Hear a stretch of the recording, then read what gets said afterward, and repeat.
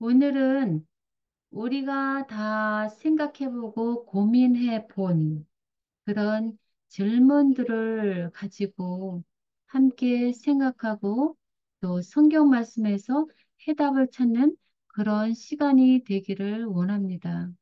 우리가 예수님을 영접하고 하나님의 백성으로 살아가면서도 하나님을 기쁘시지 못하게 살아가는 데가 참 많죠. 그래서 어떻게 하면 우리가 하나님의 말씀에 진정으로 순종하고 또 믿음으로 따라갈 수 있는지에 대한 그 비결을 알아보는 시간 되기를 원합니다.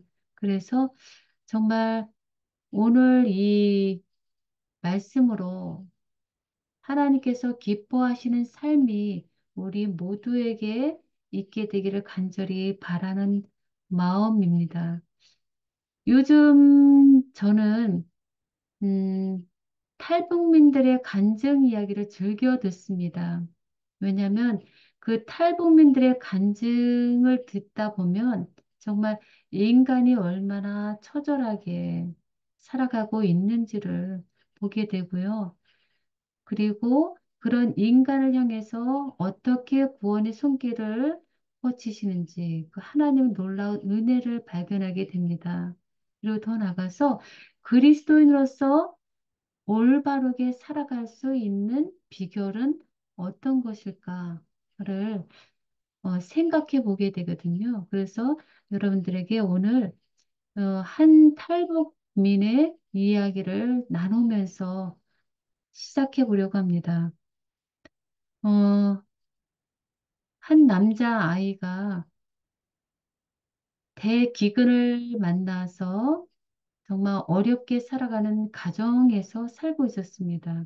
아버지가 가족을 먹여 살리기 위해서 중국에 돈을 벌러 나가고, 그러나 계속 소식이 없는 아버지를 찾고, 또 음식, 식량을 구하기 위해서 끝내 이 아들도 먼 길을 지나서 중국에 도착하게 되었습니다.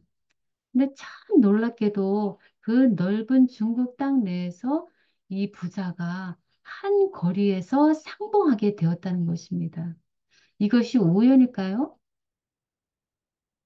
결코 우연이라고는 할 수 없을 거라 생각합니다.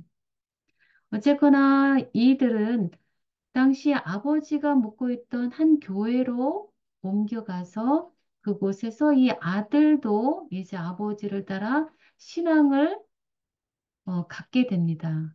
그리고 이제 시간이 지나서 이 아들이 한국은 무사히 돌아오게 됐고요. 그런데 이 아들의 마음속에는 자나깨나 북한으로 강제 북송된 자신의 아버지를 향한 간절한 기도가 있었습니다.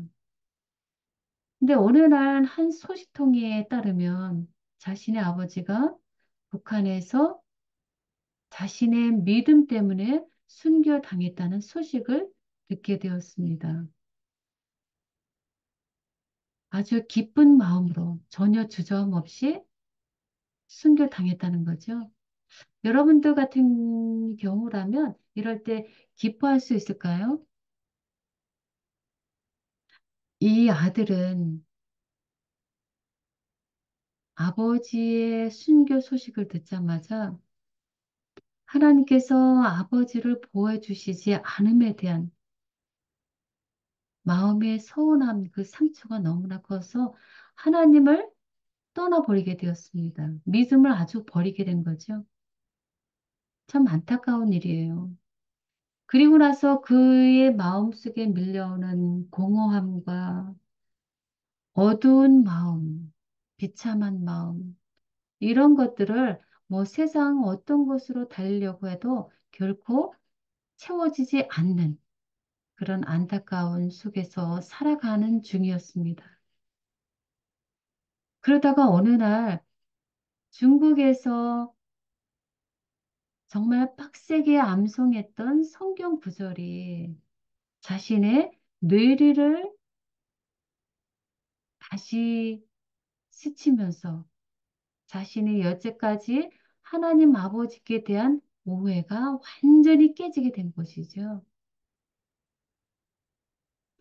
하나님 아버지의 깊은 뜻을 알게 됐다는 것입니다. 자신의 아버지를 지극히 사랑하셨고 또 자신의 동포 북한 동족을 너무나 사랑하셔서 그들에게 구원의 빛을 주시고자 하는 하나님의 마음을 깨닫게 된 것입니다. 그래서 하나님 아버지께 대해서 닫혀있던 그 흑암의 혼돈의 공허의 마음이 새롭게 열리면서 온전히 새로운 빛으로 환한 그래서 마음의 평안과 쉼이 다시 허락된 것입니다. 그 뒤로 그는 신학을 공부해서 목사님이 되고 남북 간의 복음 통일을 위해서 자신 온 몸을 바친 새 삶을 살아가고 있다는 간증이었습니다. 어떻게 이 사람이 쉼이 없음에서 쉼으로 변화가 되었을까요? 그것이 참 궁금하시죠? 그리고 왜 이런 이 탈북뿐만 아니라 이 세상을 살아가는 하나님을 믿는 자고 하는 우리들마저도 모든 것을 다 가진 것 같은데도 여전히 채워지지 않는 공허함과 흑암 속에서 때로는 사단이 주는 시험 속에서 힘들어하고 쓰러지고 그런 일이 있는 걸까요? 우리가 생각해 볼 문제입니다. 그렇죠? 그래서 그 질문에 대한 답을 성경 속에서 찾게 되었는데요. 바로 마태복음 11장 27절입니다. 내 아버지께서 모든 것을 내게 주셨으니 아버지 외에는 아들을 아는 자가 없고 아들과 또 아들의 소원대로 계시를 받는 자 외에는 아버지를 아는 자가 없느니라 라고 예수님께서 말씀하십니다. 즉 하나님 아버지를 아는 자, 그의 보내신 자, 아들을 아는 자가 없다, 이 세상에. 그래서 그렇게 온 세상에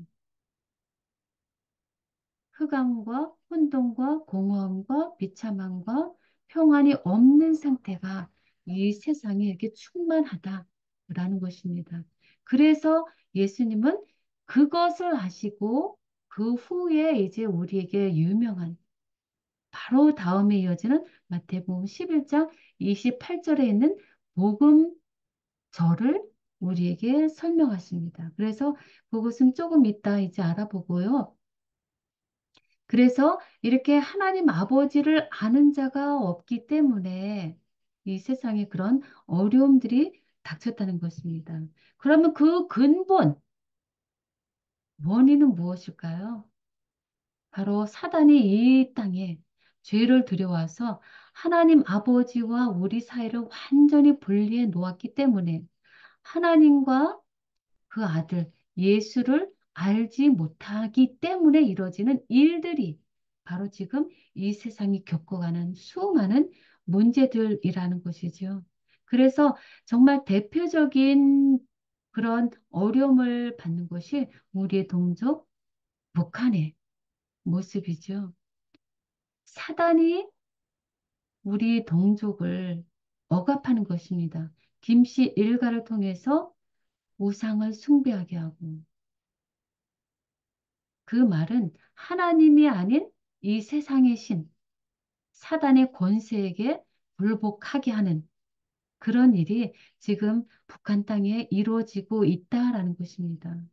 그러나 이것이 비단 북한의 일만은 아니죠. 성경에도 그 일을 기록하고 있습니다. 바로 느부갓네살 신상 앞에 세워진 이 다니엘과 다니엘의 세 친구들, 다니엘의 세 친구들의 모습을 성경에서 기록하고 있습니다.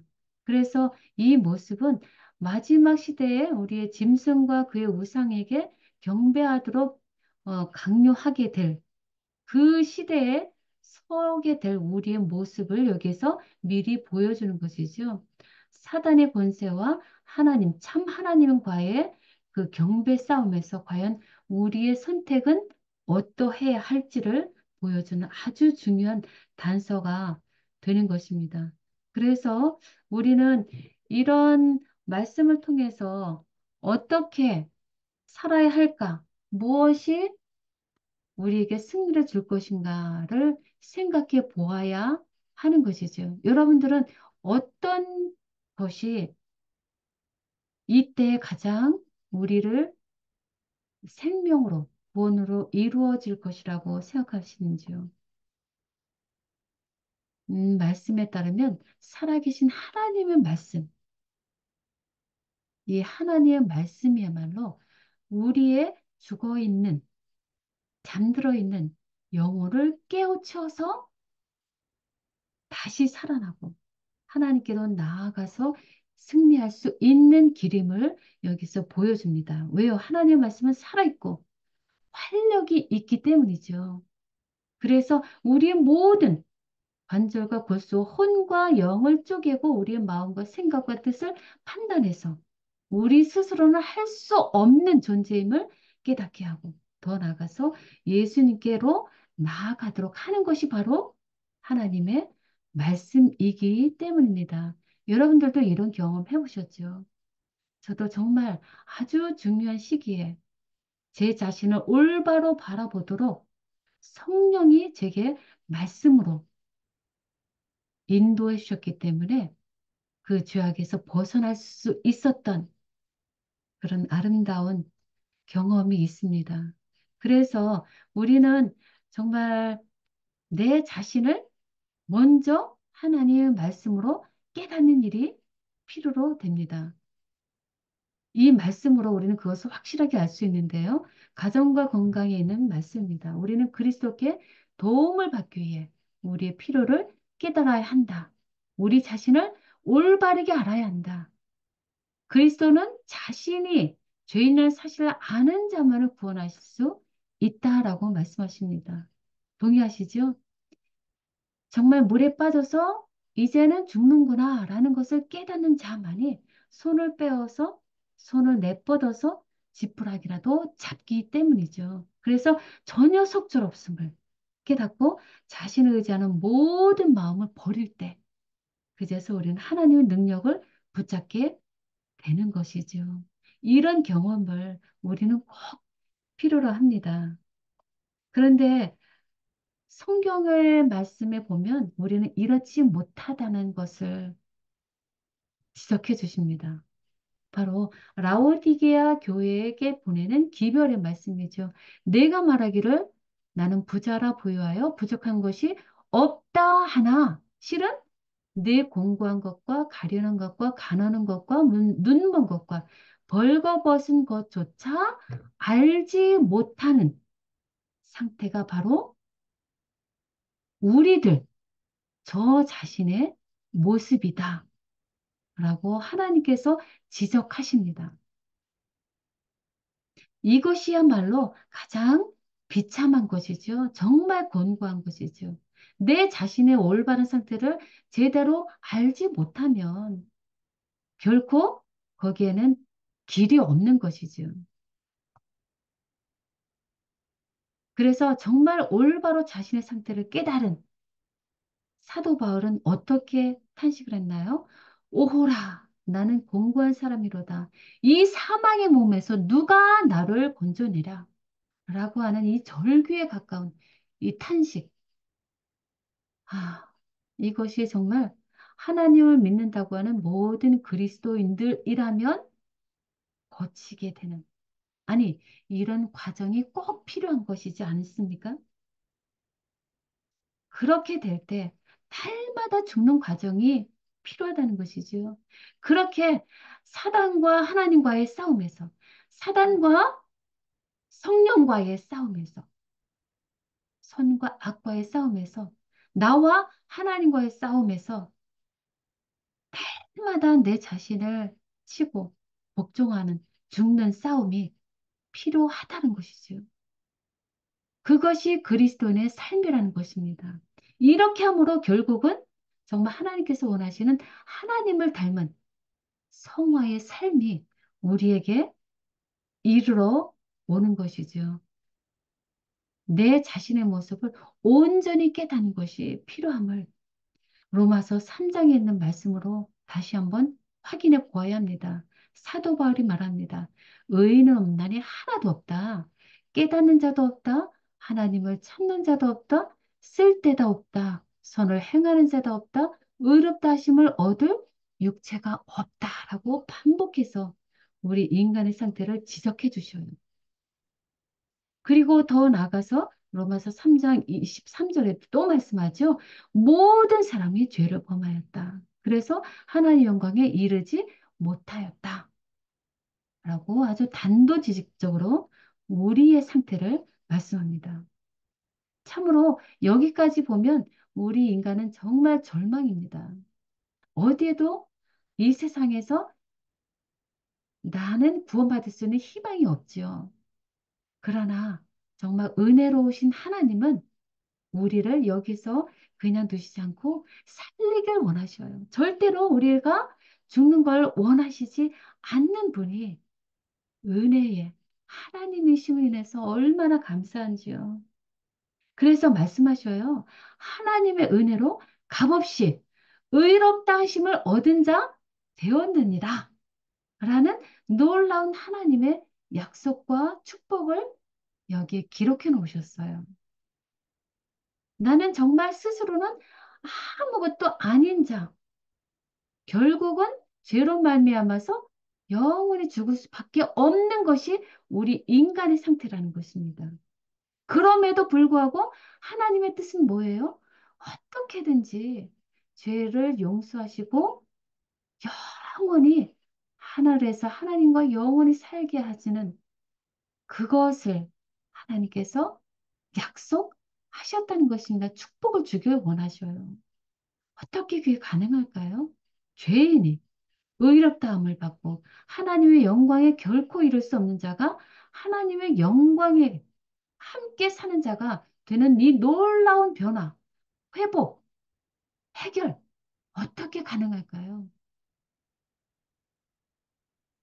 우리는 그것을 찾는 것이 바로 복음이라는 것입니다. 그래서 우리는 복음을 먼저 정말 굿뉴스를 알기 위해서는 두 가지 전제 조건을 기억해야 합니다. 첫째, 기쁜 소식이 있기 위해서는 먼저는 나쁜 소식이 있게 마련입니다. 물에 빠진 자라야만 물에서 구원받은 기쁨이 있는 것이죠. 죽음에 처해진 자야만이 다시 살아난 기쁨으로 기뻐할 수 있는 것이죠.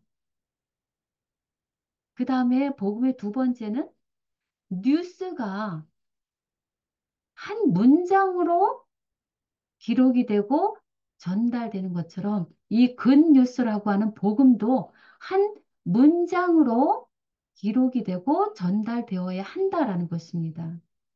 물론 복음은 오직 예수이십니다. 맞습니다. 그러나 우리가 복음을 온전히 깨닫고 그리고 세상의 복음을 온전히 기쁜 소식으로 전하기 위해서는 이 두 가지 조건, 먼저 나쁜 소식과 함께 전달되어야 한다는 것, 그리고 문장으로서 주어와 동사가 있는 문장으로 복음을 전달해야 한다라는 것, 이 두 가지 꼭 기억해야 합니다. 그래서 다시 돌아가면 죄인이 의롭다 하심을 얻어서 하나님의 영광 가운데 사는 이 약속이 어떻게 이루어 올 수 있는가 하는 것 정말 중요하죠. 바로 그리스도 예수 안에 있는 측량으로 말미암아서 가능하다라는 것이죠. 오직 예수의 능력으로, 은혜로, 속량으로 예수의 보혈의 피로 말미암아서만 이런 놀라운 약속이 우리에게 주어진다라는 것입니다. 그래서 우리 인간이 아무것도 할 수 없으되 오직 예수로 말미암아 하나님이 약속하신 축복을 받게 된다라고 하는 이 점진적인 복음. 우리 이것을 꼭 기억하시면 좋겠습니다. 그래서 이런 관점으로 이제 마태복음 11장 28절에 있는 말씀도 한번 확인해 보면 좋겠습니다. 여기에서 하나님께서 우리를 보시는 인간의 상태는 어떤 단어로 표현이 되어 있을까요? 여기 보시다시피 우리 인간은 수고하고 무거운 짐을 지고 가는 자들입니다. 그래서 부르셔요. 수고하고 무거운 짐진 자들아. 그런데 여기서 무거운 짐을 지었다라는 것이 육신적인 죄, 육신적인 것을 말하는 게 아니죠. 보다 근본적인 우리의 영, 죄로 말미암아서 죄의 짐을 지고 가는 정말 무거운 죄의 짐을 지고 가는 그래서 결국은 끝내 영원히 죽을 수밖에 없는 정말 처절한 상태가 속절한 상태가 바로 우리 인간의 상태이다 라고 예수님께서 확인시켜 주십니다. 그러면 우리에게 필요한 것은 무엇일까요? 정말 쉼이 없는 우리에게 필요한 것은 무엇일까요? 하나님께서 우리에게 무엇을 주길 원하실까요? 바로 여기에 보시다시피 하나님은 우리에게 쉼을 주길 원하십니다. 그래서 내가 너희를 쉬게 하리라 라고 하나님께서 약속을 하셨어요. 어떤 축복을 하셨어요? 쉼이라고 하는 축복을 하나님께서 약속하셨습니다. 그래서 정말 쉼이 없는 너희들 죽을 수밖에 없지. 그러나 내가 너희를 쉬게 하겠다. 그래서 나와 함께 영원한 쉼을, 안식을 누리도록 내가 반드시 해주겠다. 라고 하는 하나님의 그 깊은 속마음, 그것이 복음이라는 것입니다. 그런데 어떻게 가능하다고요? 우리 스스로는 결코 죄의 짐을 벗어날 수도 없고요. 영원한 쉼을 얻을 수도 없음. 인정하시지요? 그렇다면 어떻게 그 일이 가능할까요? 바로 오직 예수로 말미암아서 가능함을 여러분들 인정하십니까? 그래서 예수님께서 다 내게로 오라 라고 예수께로 오라는 초청의 말씀을 하실 수밖에 없는 것입니다. 오직 예수님만이 처참한 인간에서 하나님께로 다시 돌아갈 수 있는 깨어진 그 관계를 이어주실 수 있는 길이 되시고요. 우리에게 생명을 주실 수 있는 진리이시고요. 생명이십니다. 그래서 예수님께서 다 내게로 오라 라고 하는 초청의 말씀을 주십니다. 얼마나 아름다운 복음인가요? 수고하고 무거운 짐진 자들아 다 내게로 오라. 내가 너희를 쉬게 하리라. 여러분들 이 복음을 꼭 받으시면 좋겠습니다. 그런데 복음은 계속적으로 창세기부터 요한계시록까지 계속적으로 반복된다는 사실 여러분들 아시죠? 그리고 또 한 가지 복음은 단순하다는 사실. 이 두 가지가 예수님께서 복음을 전하셨던 두 가지의 특성입니다. 단순성과 반복성. 그래서 복음이라는 것은 정말 인간은 할 수 없을 때 오직 예수로 말미암아 하나님 아버지께서 이루어 주시겠다. 상급, 영생의 상급을 주시겠다라고 하는 지극히 단순한 어린이도 이해할 수 있는 만큼의 지극히 단순성이 있고요. 또 하나는 그 복음을 반복적으로 우리 성경 속에 기록해 놓으신다라는 것입니다. 그래서 그 복음으로 말미암아서 때로는 이 성경에서 찾지 못할지라도 다른 어떤 성경절에서라도 복음을 발견하기를 바라시는 마음에서 복음을 반복해서 기록해 놓으셨다는 것입니다. 그래서 우리는 정말 간절한 마음으로 기도로 이 성경 속에 숨겨져 있는 보화, 이 복음을 찾아내는 작업이 우리에게 반드시 필요하고요. 그렇게 할 때 내가 정말 기쁘고 그 기쁨을 세상 사람들에게 나눠줄 수 있는 것입니다. 그래서 이 마태복음 11장 28절에 있는 너무나 귀한 복음이 다른 성경, 요한계시록 14장에도 동일하게 기록되어 있다는 사실, 정말 너무나 감사할 수밖에 없습니다.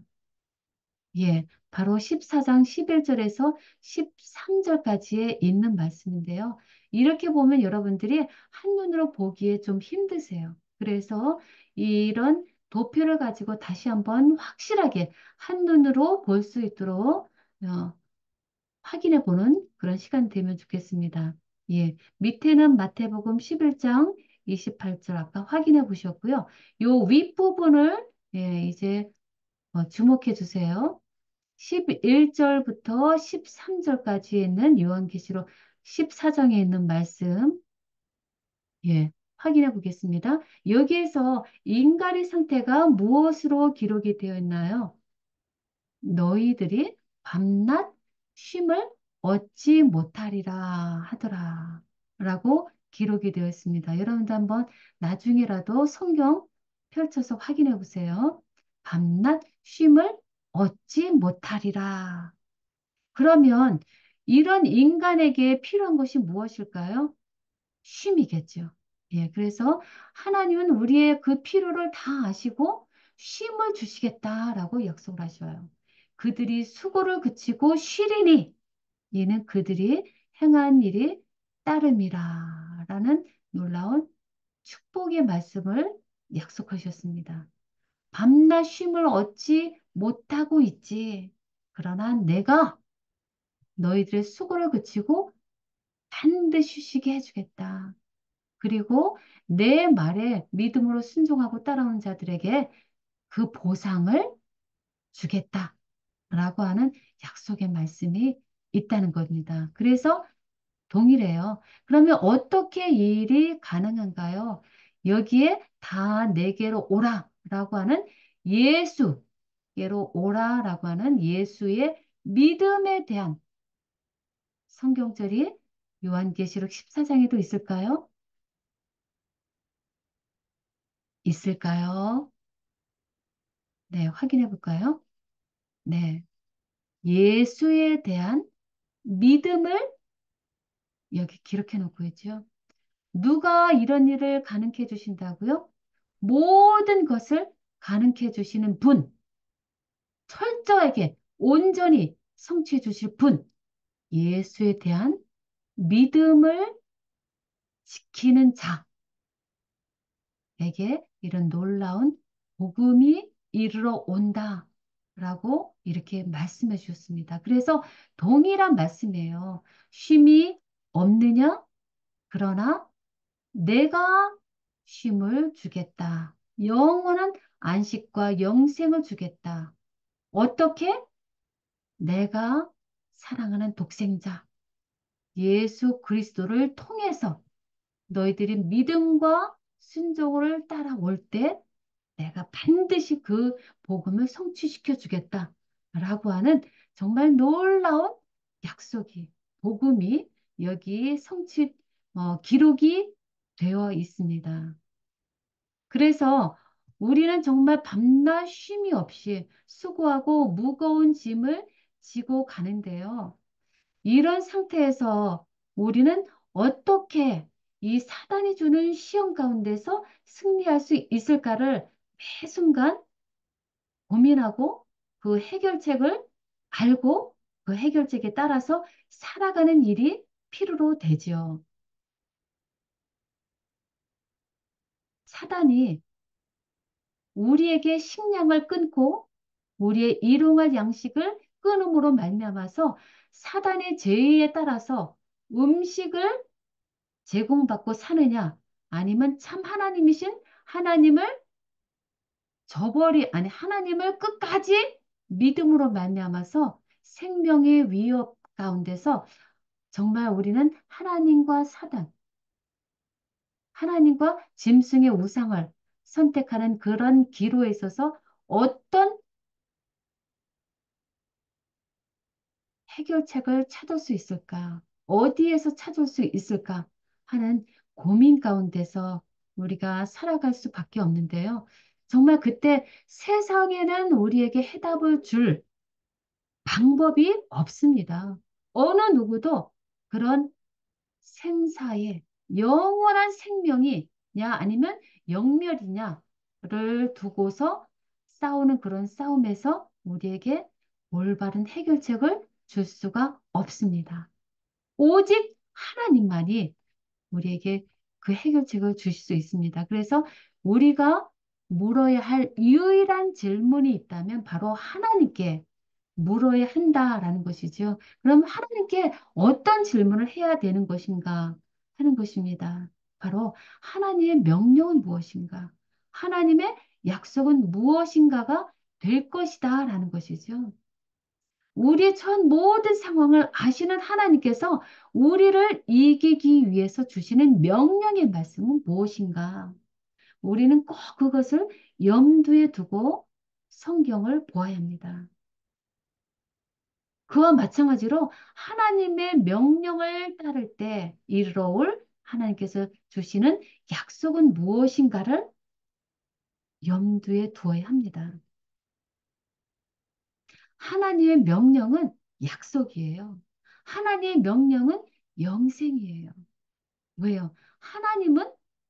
하나님께서 명령하신 모든 것을 이루실 수 있는 능력자이기 때문에요. 그러므로 우리는 무엇이 필요해요? 그 명령과 약속을 주신 분을 믿는 것이 필요한 것입니다. 그래서 우리는 하나님의 이러한 사실을 깨닫고 하나님의 명령에 순종하고 그분의 약속을 신뢰해야 하는 것이 우리의 나아갈 길이라는 것입니다. 그래서 굉장히 중요해요. 하나님의 명령은 무엇인가? 하나님의 약속은 무엇인가? 그것이 우리가 살 길이라는 것입니다. 그리고 거꾸로 우리가 하나님의 명령에 순종하고 약속을 믿음으로 순종할 수 있는 길은 무엇이에요? 하나님의 명령은 무엇인가? 하나님의 약속은 무엇인가를 알게 될 때, 올바르고 깨닫게 될 때, 우리는 그렇게 나아갈 수 있다라는 것입니다.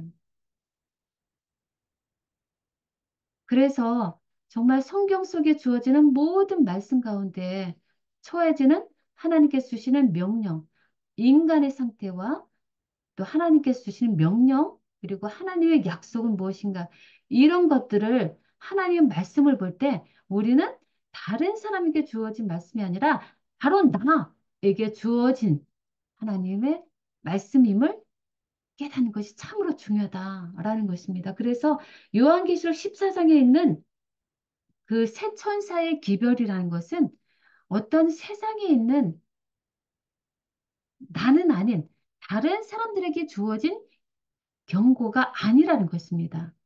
하나님께 주시는 모든 경고 기별은 나에게 먼저 적용해야 하는 것입니다. 그렇게 될 때 하나님께서 약속하신 놀라운 약속이 나에게 성취되어 오는 것이기 때문입니다. 그래서 요한계시록 14장 첫째 천사의 기별은 하나님의 백성이라 공언하는 사람들로 하여금 세상이 부패한 가마에서 떠나게 하고 세속화되고 타락한 그들의 참 상태를 보도록 우리를 일깨워 주기 위해 주어진 기별이다. 라고 각 시대의 대쟁투에 기록된 말씀입니다. 그러므로 이제 앞으로 지금 살펴볼 새 천사의 기별은 누구에게 주어진 기별이라고요? 우리에게 주어진 경고의 기별이라는 것 꼭 명심하시고 이제 14장에 정확하게 더 깊이 들어가 보도록 하겠습니다. 요한계시록 14장에 보면 인간의 상태가 아주 적나라하게 그리고 아주 정말 준엄한 모습으로 정말 두려운 마음으로 우리가 볼 수밖에 없는데요. 14장 7절에 보면 하나님께서 첫째 천사의 기별을 통해서 우리에게 세 번의 명령을 하시는 것을 볼 수 있는데요. 뭐라고 말씀하셨냐면 너희는 하나님을 두려워하라. 그리고 하나님께 영광을 돌리라. 그리고 이 땅의 모든 것을 만드신 이를 경배하라. 라고 세 번 명령을 하셨습니다. 잘하는 자에게 이렇게 명령하실까요? 아니죠. 그렇게 올바로 제대로 하지 못하기 때문에 제대로 해라! 라고 명령하는 것입니다. 그러므로 이 첫째 선서의 기별을 통해서 하나님을 두려워하라. 하나님을 올바로 경배하라. 하나님을 올바로 영광을 돌리라. 라고 하는 것이 바로 우리에게 주시는 명령이라는 것입니다. 우리 그래서 하나님을 제대로 믿고 있나요? 다시 한번 점검해 보는 시간이 되기를 원합니다. 그래서 첫째 천사의 기별에 이제 유의하지 않는 자들에게는 하나님께서 더 큰 무서운 경고를 주시는데 그것이 바로 이어지는 둘째 천사의 기별입니다. 무너졌도다 무너졌도다 큰 성 바벨론이여 모든 사람에게 그의 음행으로 말미암아 진노의 포도주를 먹이던 자로다 하더라 라고 말씀합니다. 여기에서 눈이 뜨이는 말씀 보이죠? 무너졌도다 뭐가요? 큰 성 바벨론. 큰 성 바벨론의 음행의 큰 성읍이 무너졌도다라고 선포하고 있습니다. 근데 여러분, 이 큰 성 바벨론이라는 것, 인간의 전통을 따라가고 있는 자들에게 주어진 기별 맞습니다. 그러나 이것은 우리에게도 마찬가지 동일하게 적용됨을 여러분들 잊지 마셔야 합니다. 바벨론 정신이 무엇인가요? 나를 높이고자 하는 정신이죠. 바벨탑을 쌓았던 나를 높이는 정신, 교만의 정신, 그리고 세상에 이름을 내고자 하는 정신, 세상을 사랑하는 정신, 그것이 바로 바벨의 정신이거든요. 그래서 우리는 바벨론이 아니다라고 고집하시지만 우리는 여전히 이 바벨론의 세상에 처해져 살아가고 있는 것 인정하시나요? 여전히 바벨론에서 풍겨나오는 냄새를 마시고요.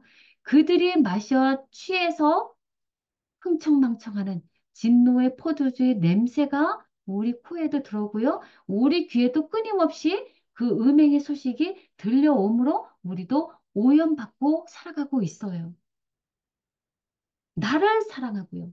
세상을 사랑하면서 살아가고 있는 내 자신을 돌이켜 보라. 라고 하나님께서 말씀하십니다. 그럼에도 불구하고 더 그 경고에 귀 기울이지 않는 자들에게 임할 무서운 경고가 바로 셋째 천사의 기별입니다. 만약 누구든지 짐승과 그의 우상에게 경배하고 이마에나 손에 표를 받으면 그도 하나님의 진노의 포도주를 마시게 된다. 결국 불과 유황으로 고난을 받게 된다. 그러면 결국 짐승과 그 우상에게 경배하고 그의 이름표를 받는 자는 누구든지 밤낮 쉼을 얻지 못하게 된다. 라고 하는 정말 준엄한 경고의 메시지가 이 바로 14장 8절에서 11절에 걸친 하나님의 경고의 메시지입니다.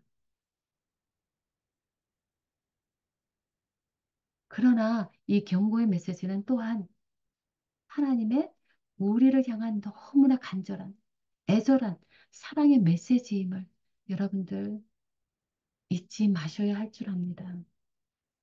사랑하던 아들을 죽음으로 결코 떠내려간 자리에서 놓쳐버리고 싶지 않은 그 부모의 마음. 어떻게든지 그 달려가는 기차에서 끄집어내고 싶어 하는 그 부모의 마음이 하나님 아버지의 마음이라는 것이죠.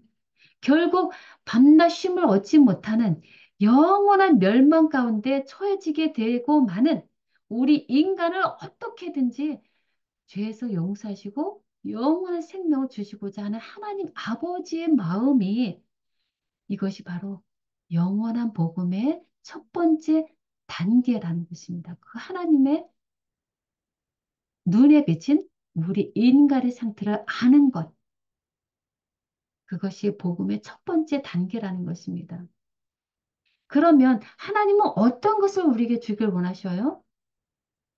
우리에게 축복을 주시길 원하시는 분이 하나님 아버지라는 것이죠.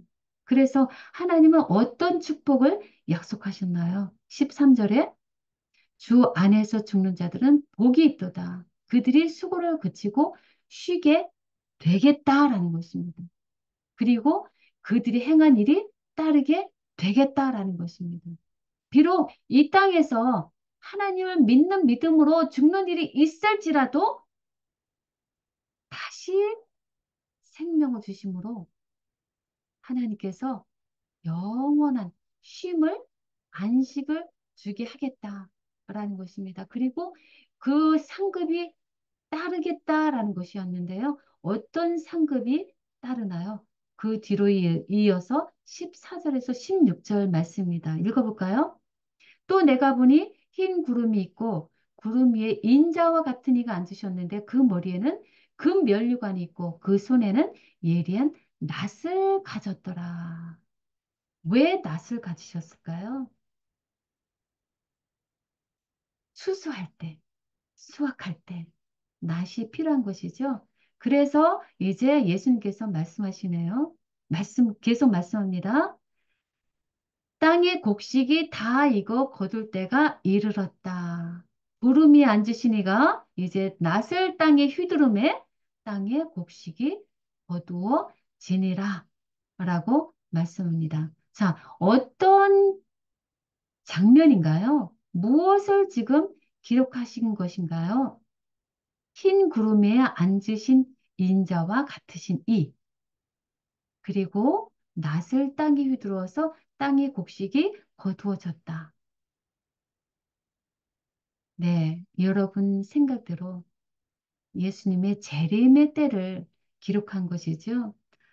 하나님의 백성을 다시 데리러 오시는 예수님의 그 모습, 하나님과 하늘의 모든 식구들이 다 하나님의 백성을 데리러 오시는 장면을 기록해 놓은 것입니다. 그래서 여기에 기록한 땅의 곡식은 누군가요? 바로 하나님을 사랑하고 하나님의 계명과 예수 믿음을 지킨 그 의인들을 다시 거두어 하늘 곳간에 드리기 위해서 이 땅에 오시겠다라는 것인데요. 여기 주의해 볼 것은 땅의 곡식이 이미 거두어졌다라고 하는 수동태 과거 분사의 형식으로 쓰여졌다라는 것입니다. 하나님께서 이미 구속의 계획을 마련하셨고 그 구속의 계획대로 이미 다 성취해 놓으셨기 때문에 이미 하나님의 의인에게 향한 그 영생의 상급은 이미 이루어진 것과 마찬가지다 라고 보시는 거죠. 그래서 어떻게 이런 일이 일어날 수 있을까요? 정말 영멸에 처해진 우리 인간의 상태가 속절없는 우리 인간이 어떻게 이렇게 정말 말할 수 없는 하나님의 약속과 축복 가운데 우리가 들어갈 수 있다는 말씀이에요. 어떻게 그것이 가능할까요? 바로 14장 12절에 있는 말씀입니다. 하나님의 계명과 예수에 대한 믿음을 인내로 가지고 지키는 자를 해 주시겠다는 것입니다. 오직 예수를 믿음으로 하나님의 계명을 지키는 자들에게 하나님의 약속이 성취된다라는 것입니다. 그래서 요한계시록 14장은 영원한 복음을 세상에 전하라 라고 명령하시는데요.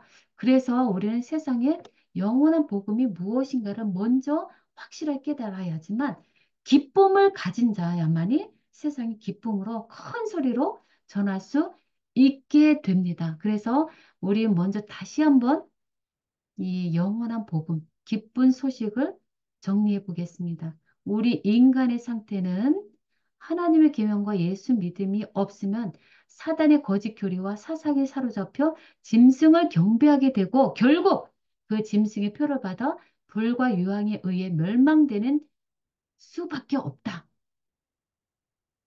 멸망될 수밖에 없다라는 것을 깨달아라 라고 하는 하나님의 강력한 경고가 여기에 기록되어 있는 것입니다. 그러나 하나님은 그 방법을 알려주셨습니다. 예수님을 영접해야 된다라는 것입니다. 오직 예수님 안에 길이 있다라는 것입니다. 더 자세히는 하나님 계명과 예수에 대한 믿음을 인내로 지키는 것. 그것이 바로 예수님을 영접하여 살아가는 길, 방법, 내용이라는 것입니다. 그렇게 할 때는 의인의 수확이 반드시 성취되게 해주겠다. 그렇지 않고 끝내 불순종하는 자들, 거역하는 자들에게는 악인이 받는 수확, 즉 진노의 포도송이에 해당되는 영원한 멸망을 반드시 하나님께서 이루고야 말겠다라고 하는 이 심판의 경고, 심판과 구원에 대한 메시지를 온 세상에 전하라. 라고 하는 것입니다. 그래서 결론적으로는 인간의 상태가 아무리 비참하고 정말 속절없는 상태에 있을지라도 늦지 않았다라는 것입니다. 지금이 바로 구원의 때요, 은혜의 때라는 것이니까 정신 차려라. 한마디로 정신 차려라. 라고 하는 하나님의 속마음이 있는 것입니다. 그래서 예수님을 영접하여서 모든 이 세상 사람들이 하나님의 의인의 수확에 들기를 바라시는 하나님의 속마음. 너무나 기쁜 소식 아닌가요? 결코 진노의 포도송이에 악인의 영멸에 처하지 않기를 바라시는 하나님의 이 기쁜 소식을 선포하라 라고 하시는 하나님의 말씀. 그래서 그것을 이루기 위해서 우리는 세상에 예수님을 전할 수밖에 없죠. 예수님이 어떻게 하셨는데요? 하나님의 아들이신 예수님께서 사람의 모양으로 나타나사 자기를 끝까지 낮추시고 복종하셔서 십자가에 달려 돌아가신 그 피 흘려 돌아가신 그 수모 제자들로 인간들로 하여금 배신당하신 그 아픔 그것을 십자가를 통해서 이미 구속의 계획을 이미 다 이루셨음을 우리는 세상에 증거해야 합니다.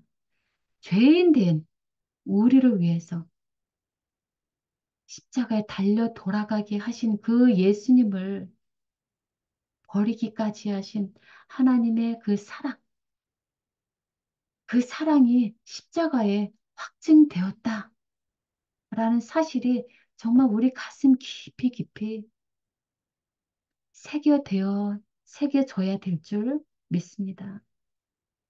그래서 그 예수님을 우리가 바라볼 때 우리는 진정한 마음의 쉼이 있고 기쁨이, 즐거움이 있을 수 있다라는 것을 우리는 다윗을 통해서 확인해 볼 수 있는데요. 예, 시편 16편에 보면 다윗이 나의 마음이 기쁘다. 나의 영도 즐겁다. 나의 육체도 안전히 살게 된다. 라고 하는 놀라운 선언을 하게 되는데 그 비결이 무엇인가를 여기에서 보였습니다. 비결이 뭐예요? 내가 여호와를 항상 내 앞에 모시고 있다라는 사실입니다. 살아계신 하나님의 말씀을 항상 사랑으로 묵상하고 새기고 그 말씀을 정말 꿀같이 받아들이고 순종하는 자세. 그것이 그 비결이었다라는 것입니다. 그래서 사막의 광야에서 쫓기는 신세였을지라도 여전히 십자가 달리신 예수님을 늘 바라봄으로 다시 마음이 소생하는 그런 삶을 살았다라는 것이 이 다윗의 고백입니다. 그래서 우리는 정말 복음을 선포하게 될 때 우리는 다윗처럼 나는 스스로 할 수 없다라는 것을 계속 확인하게 됩니다. 사람으로는 할 수 없다. 그러나 하나님으로서는 다 하실 수 있다. 율법이 육신으로 말미암아 연약하여 할 수 없다. 그러나 하나님은 하신다. 나의 힘과 능력으로 되지 아니한다. 그러나 하나님의 영으로 된다. 라는 것을 우리 마음속에 하나님은 말씀으로 계속 선포하십니다. 그래서 한 문장으로 우리가 정리하게 되면 사람은 스스로 아무것도 스스로 할 수 없다. 그러나 하나님께서는 하시겠다라는 것입니다. 어떻게 해요? 예수를 통해서. 이것이 복음이에요. 사람은 스스로 아무것도 할 수 없으되 예수를 통하여 하나님께서 하고야 말겠다라고 하는 이 인간, 그러나 오직 예수를 통하여 하나님 아버지께로 나아간다. 하나님 아버지께서 성취해 주신다라고 하는 이런 사람, 예수, 하나님 이런 관점으로 복음은 이렇게 기록이 되어 있습니다. 그리고 이것을 이루기 위해서 끊임없이 방해하는 사단이라고 하는 존재가 계속 우리를 둘러싸고 방해하고 있는 반면에 하나님의 영, 예수의 영, 성령은 계속 우리를 위해서 기도하시고 우리에게 말씀을 기억나게 하시고 우리에게 힘과 능력을 주셔서 결국 하나님께로 나아가게 하는 놀라운 일을 성취하시도록 계속 우리와 함께 계시는 그 하나님의 영으로 인해서 우리는 늘 감사할 수밖에 없습니다. 그래서 우리는 정말 마지막 시대에 살아갈 때 가장 필요한 것이 무엇이라고 생각하세요? 제가 이 질문을 지금 여러분들께 드리고 싶습니다. 지금뿐만 아니라 어느 때, 아니 마지막 순간에 우리에게 가장 필요한 것이 존재가 있다면 무엇이 있을까요? 예수 그리스도. 예수 그리스도가 내 안에 계신다면 우리가 어떤 처지에 놓였을지라도 우리를 넘어뜨릴 수 없다라는 것이 바로 하나님께서 눈이 우리에게 주시는 말씀입니다. 그래서 우리는 믿음 안에 있는가? 우리 자신을 시험하고 확증하는 일이 반드시 필요하다라고 명령하셔요. 너희 자신을 시험하라. 너희 자신을 확증하라. 왜냐하면 예수 그리스도께서 너희 안에 계시지 않으면 우리는 어떤 무엇을 구비하고 있을지라도 버림받은 자가 되기 때문입니다. 영원히 멸망받을 수밖에 없다라는 것입니다. 그래서 정말 이 시간 간절히 내 속에 그리스도가 계신 것을 확인하게 되는 시간이 되길 바랍니다. 정말 희한하게도 제가 말씀을 나누면 나눌수록 제 부족을 더 뼈저리게 느끼게 되는 것이 정말 제 마음은 아프지만 결론적으로는 하나님께 나아갈 수 있는 지름기름을 확인하게 됩니다. 말씀을 제가 나눌 때에만, 말씀을 제가 나누고 난 후에, 말씀을 제가 준비할 때, 그 모든 과정 가운데서 제가 얼마나 위선적인가, 제가 얼마나 겉과 속이 다르고 하나님이 없는 삶을 살고 있는지를 깨닫게 되고요. 내가 얼마나 철저히 이기적인가, 내가 얼마나 사랑이 없는 자인가를 정말 아주 철저하게 느끼게 되게 되거든요. 그래서 때로는 정말 절망이 되기도 합니다. 내가 왜 말씀을 나눠야 하지? 나 같은 존재가 뭔데 감히 하나님 말씀을 나눠야 하지? 나는 아무것도 할 수 없는 존재잖아. 나는 정말 흙과 같이 너무나 더러운 존재잖아. 라고 정말 쓰러질 때가 있어요.